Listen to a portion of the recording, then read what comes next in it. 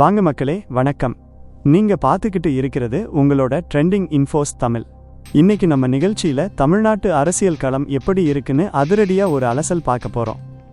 நேத்து நடந்த அதிமுக பொதுக்குழு கூட்டம் இருக்குல்ல, அது ஒரு 3 மணி நேரம் நடந்துச்சு. எடப்பாடி பழனிசாமி அவர்கள் மட்டும் ஒரு 3/4 மணி நேரம் பேசினாரு.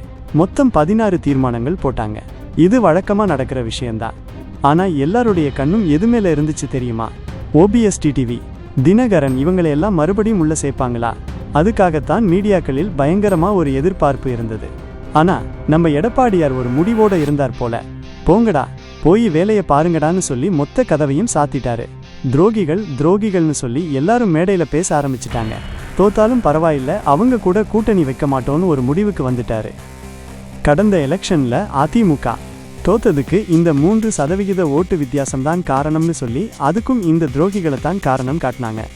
அந்த 3 விழுக்காடு ஓட்டு நமக்கு கிடைச்சிருந்தா நாமே ஜெயிச்சிருப்போம்னு குத்தி காட்டினாங்க. ஆனாலும் அவங்களை சேர்க்க மாட்டோம்னு உறுதியா இருக்காங்க. இன்னொரு பக்கம் நாளைக்கு நம்ம தளபதி விஜயோட தமிழக வெற்றி கழகம் இருக்குல்ல, அவங்களோட மாவட்ட செயலாளர்கள் கூட்டம் பனையூர்ல நடக்க போகுது. இது திடீர்னு பிளான் பண்ண கூட்டம் தான். பூத் கமிட்டி வேலையெல்லாம் அங்கங்க சரியா முடியலையா. அதுல தளபதி கொஞ்சம் அதிருப்தியில் இருக்காரு போல.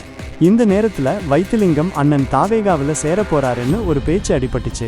இது உண்மைனா தளபதிக்கு அது ஒரு பெரிய பலம்தான். ஏன்னா வைத்திலிங்கம் அண்ணன் மாதிரி அரசியல் அனுபவம் உள்ளவங்க டெல்டா பகுதியில பலமான ஆளுமை.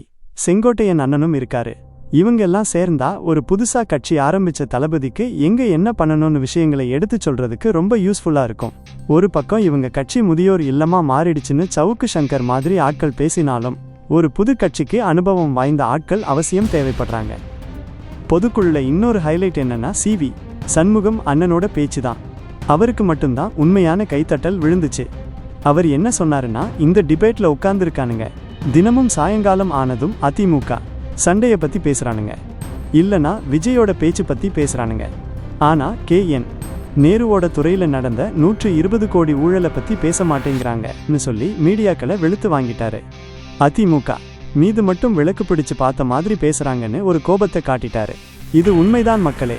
பெரிய பிரச்சனைகளை விட்டுட்டு இங்க நடக்கிற சில்லறை சண்டையை பத்தி தான் டிபேட் நடத்துறாங்க. திமுகவோட கூட்டணி பலத்தை மட்டுமே நம்பி இருக்கு.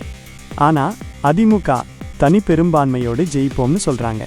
அதே போல ராகுல் காந்தி, பிரியங்கா காந்தி எல்லாம் தமிழ்நாட்டில் கிராம சபை மாதிரியான மீட்டிங் நடத்த வரப்போறாங்களாம். ஆனா தமிழ்நாட்டில் காங்கிரஸ் தனியா நின்னா 0 தான். அவங்க திமுக கூட்டணிக்கு தான் பேச போறாங்க. ஏதாவது அதிசயம் நடந்தா தளபதி கூட கூட்டணி வைக்கலாம்னு கூட ஒரு பேச்சு இருக்கு. ஆனா அதுக்கெல்லாம் வாய்ப்பு ரொம்ப ரொம்ப கம்மி தான். பொறுத்திருந்து பார்ப்போம் அடுத்து என்னென்ன அரசியல் மாற்றங்கள் நடக்குதுன்னு. தளபதியோட கூட்டத்துக்கு அப்புறம் என்ன தகவல் வருதுன்னு அடுத்த வீடியோவில் பேசுவோம்.